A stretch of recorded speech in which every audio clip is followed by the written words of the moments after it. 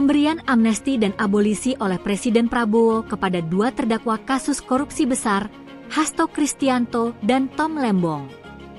Sebelum kita masuk ke kontroversinya, mari kita bahas dulu, apa itu amnesti dan abolisi? Amnesti adalah hak Presiden untuk menghapus pidana terhadap seseorang, biasanya untuk kepentingan nasional, misalnya tahanan politik.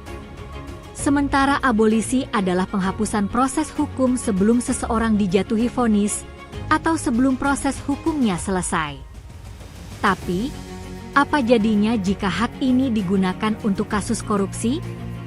Kasus yang seharusnya menjadi musuh bersama karena menyengsarakan rakyat. Hasto Kristianto adalah sekjen PDIP yang terjerat kasus dugaan suap terkait Harun Masiku dan perintangan penyidikan.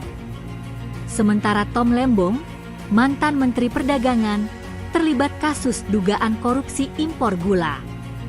Dua nama besar, dua kasus penting, tapi keduanya diberi ampunan oleh Presiden. Ferry Amsari, dosen hukum Universitas Andalas, menyebut hukum sedang dipermainkan.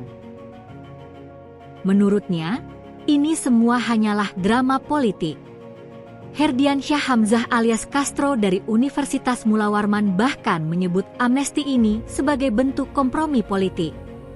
Dia bilang, ini beda dengan era Habibie yang memberi amnesti kepada tahanan politik Orde Baru. Karena ini, kasus korupsi. Novel Baswedan, mantan penyidik senior KPK, juga angkat bicara. Ia kecewa berat. Menurut Novel, ini jadi presiden buruk yang membahayakan komitmen pemberantasan korupsi ke depan. Yang jadi pertanyaan besar adalah, mengapa Prabowo mengambil keputusan seberani ini? Bukankah selama ini dia menyuarakan sikap anti korupsi? Bukankah dalam pidatonya ia berjanji untuk menyikat habis koruptor? Lantas kenapa ketika Hasto dan Tom baru masuk ke tahap proses hukum, justru mereka yang diberi ampunan pertama kali? Jika Presiden memberikan pengampunan kepada tokoh-tokoh besar dalam kasus korupsi, maka siapa lagi yang bisa merasa takut pada hukum? Ada 3 dampak besar dari keputusan ini. 1. Keruntuhan kepercayaan publik terhadap sistem peradilan. 2. Preseden berbahaya untuk pelaku korupsi lain di masa depan. 3. Pelemahan lembaga hukum, termasuk KPK yang kini justru sedang mencoba bangkit kembali. Apalagi saat KPK sedang dalam sorotan karena pelumpuhan, ini justru seperti menambah luka yang belum sembuh. Saat ini, suara dari masyarakat sipil sangat penting. Akademisi, aktivis, jurnalis, dan masyarakat umum harus bersuara.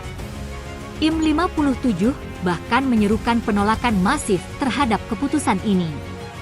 Mereka khawatir ini akan mengganti sistem negara hukum menjadi negara kekuasaan. Teman-teman, bagaimana pendapat kalian? Apakah keputusan Presiden Prabowo ini tepat atau justru menjadi titik balik kemunduran hukum di negeri ini?